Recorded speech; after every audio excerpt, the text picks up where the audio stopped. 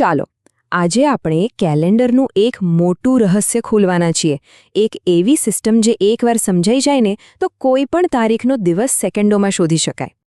ક્યારેય વિચાર્યું છે કે આપણો ફોન કે કમ્પ્યુટર સદીઓ જૂની કે ભવિષ્યની કોઈ પણ તારીખ નાખીએ તો તરત જ સાચો વાર કઈ રીતે બતાવી દે છે? આ કોઈ જાદુ નથી હો, આ તો શુદ્ધ ગણિત છે. એક એવી સિસ્ટમ જે એકદમ પરફેક્ટ કામ કરે છે. તો આ રહસ્ય ઉકેલવા માટે આપણે ક્યાંથી શરૂ કરીશું? આ રહ્યો આપણો રોડમેપ. આપણે કેલેન્ડરની સિસ્ટમ, લીપ વર્ષ, વિષમ દિવસોની શક્તિ વિશે જાણીશું. પછી કોઈ પણ તારીખની ગણતરી કરીશું. અને છેલ્લે કેલેન્ડરની એક મસ્ત પેટર્ન જોઈશું. ચાલો તો શરૂ કરીએ. તો સૌથી પહેલાં આપણે વાત કરીશું એક એવી વસ્તુની જે આપણે બધા જાણીએ છીએ, લીપ વર્ષ. પણ એ માત્ર ફેબ્રુઆરીનો એક વધારાનો દિવસ નથી. ના, આ તો આપણા કેલેન્ડરના કોડને સમજવાની પહેલી અને સૌથી અગત્યની ચાવી છે. જો ફરક એકદમ સીધો છે. સામાન્ય વર્ષ એટલે 365 દિવસ. એને 7 વડે ભાગો તો 52 અઠવાડિયા પૂરા થાય અને એક દિવસ વધે.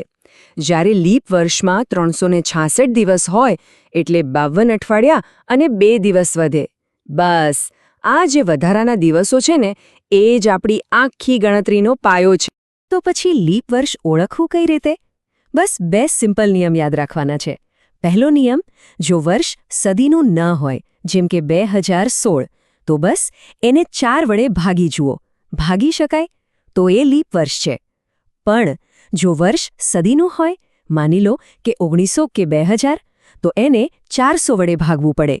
એટલે જ 2000 લીપ વર્ષ હતું, પણ 1900 ન હતું. સિમ્પલ. હવે આ નિયમને કારણે એક બહુ જ મજેદાર વાત બને છે. ખબર છે? જો 1900નું વર્ષ લીપ વર્ષ નહોતું, બરાબર? તો 1896 પછી જે લીપ વર્ષ આવ્યું એ સીધું 1904માં આવ્યું. એટલે કે 2 લીપ વર્ષ વચ્ચે પૂરા 8 વર્ષનો ગેપ. આના પરથી જ સમજાય કે પેલો સદીવાળો નિયમ કેટલો ઇમ્પોર્ટન્ટ છે. ઓકે, ચાલો હવે આખી સિસ્ટમના સૌથી અગત્યના ભાગ પર આવીએ.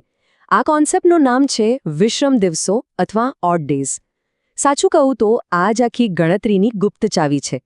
આ સમજાઈ ગયું તો બધું સમજાઈ ગયું. તો સવાલ એ છે કે આ વિષમ દિવસ છે શું? એકદમ સિમ્પલ છે.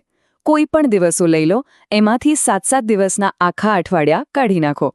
છેલ્લે જે દિવસો વધે એ જ છે વિષમ દિવસો. ગણિતમાં આપણે જેને શેષ કહીએ છીએ ને, બસ એ જ. ચાલો એક નાનકડું ઉદાહરણ લઈએ ફટાફટ. ધારો કે 10 દિવસ છે, તો એમાં કેટલા વિષમ દિવસો હશે? જવાબ છે 3. કેમ? કારણ કે 10 દિવસમાંથી એક આખું અઠવાડિયું એટલે કે 7 દિવસ તો નીકળી ગયા. પાછળ કેટલા વધ્યા? 3. તો બસ આ 3 જ છે આપણા વિષમ દિવસો. હવે આ જ લોજિક આપણે વર્ષો પર લગાવીએ. સામાન્ય વર્ષમાં હોય 365 દિવસ. એને 7 વડે ભાગો તો એક શેષ વધે.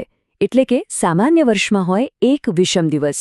આનો મતલબ એવો થયો કે જો આ વર્ષે કોઈનો જન્મદિવસ સોમવારે હોય તો આવતા વર્ષે મંગળવારે આવશે. અને લીપ વર્ષ એમાં 366 દિવસ હોય એટલે 2 વિષમ દિવસો. તો દિવસ સીધો 2 દિવસ આગળ કૂદી જાય. હવે જુઓ ખરી મજા. જ્યારે આપણે સદીઓની વાત કરીએ ને ત્યારે એક જાદુઈ પેટર્ન જોવા મળે છે. પહેલા 100 વર્ષમાં 5 વિષમ દિવસ, 200 વર્ષમાં 3, 300 વર્ષમાં 1 અને 400 વર્ષમાં 0. 5, 3, 1, 0. આ પેટર્ન દર 400 વર્ષે રિપીટ થાય છે અને આ જ આપણી લાંબી ગણતરીઓનો આધાર છે. સરસ. તો અત્યાર સુધી આપણે બધી થિયરી સમજી લીધી. હવે સમય છે એને કામે લગાડવાનો. ચાલો આપણે બધા મળીને એક તારીખનું કોડ તોડીએ.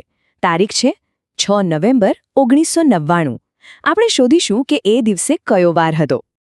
આ કરવા માટે આપણે એક સિમ્પલ 4 સ્ટેપની મેથડ વાપરીશું. પહેલા પૂરી થયેલી સદીઓના વિષમ દિવસો ગણીશું. પછી ચાલુ સદીના પૂરા થયેલા વર્ષોના. એ પછી ચાલુ વર્ષના મહિનાઓ અને દિવસોના. અને છેલ્લે બસ બધાનો સરવાળો કરી દઈશું. તો આપણી તારીખ છે 6 નવેમ્બર 1999. એને આપણે ગણતરી માટે 3 ટુકડામાં તોડીએ છીએ. પહેલો ટુકડો પૂરી થયેલી સદીઓ એટલે કે 1600 વર્ષ અને એની ઉપર 300 વર્ષ. બીજો ટુકડો પૂરા થયેલા વર્ષો એટલે કે 1901થી 1998 સુધીના 98 વર્ષ. અને ત્રીજો ટુકડો ચાલુ વર્ષ પોતે એટલે કે 1999ના જાન્યુઆરીથી 6 નવેમ્બર સુધીના દિવસો. ચાલો હવે ફટાફટ ગણતરી કરીએ. સ્ટેપ 1 1600 વર્ષ એ 400 વડે ભાગી શકાય એટલે વિષમ દિવસો 0. એની ઉપર 300 વર્ષ. પેલી પેટર્ન યાદ છે 5 3 1 0. તો 300 વર્ષ માટે એક વિષમ દિવસ. હવે 98 વર્ષની વાત. એમાં 24 લીપ વર્ષ અને 74 સામાન્ય વર્ષ આવે. એ બધાના વિષમ દિવસો ગણી 7 વડે ભાગીએ તો આપણને મળશે 3.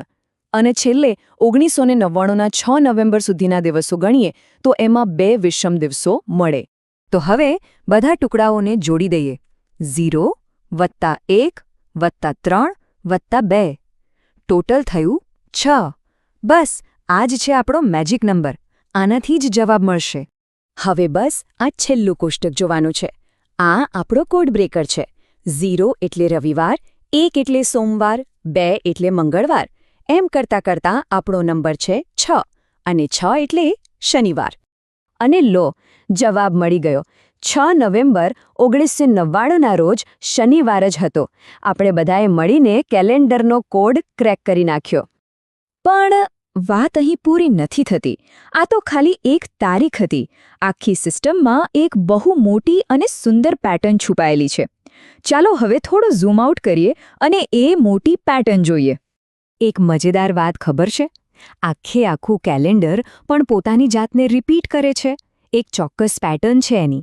જેમ કે કોઈ પણ લીપ વર્ષ હોય ને એનું કેલેન્ડર બરાબર 28 વર્ષ પછી પાછું એવું ને એવું જ આવે. લીપ વર્ષ પછીનું પહેલું વર્ષ 6 વર્ષે રિપીટ થાય અને એ પછીના 2 વર્ષ 11 વર્ષે. આ એકદમ પરફેક્ટ સાયકલ છે. તો આ આખી વાતનું સાર શું છે? એ જ કે જે કેલેન્ડર આપણને કદાચ બહુ અઘરું લાગતું હોય એ હકીકતમાં ગણિતના થોડા સિમ્પલ નિયમો પર ચાલે છે. અને વિષમ દિવસોનો જે કોન્સેપ્ટ છે એ જ આ આખા કોડને ખોલવાની માસ્ટર કી છે. અને છેલ્લે એક વિચારવા જેવી વાત. આ બધી ગણતરીનું એક પરિણામ એ પણ છે કે કોઈ પણ સદીનો છેલ્લો દિવસ ક્યારેય મંગળવાર, ગુરુવાર કે શનિવાર હોઈ જ ન શકે. ક્યારેય નહીં.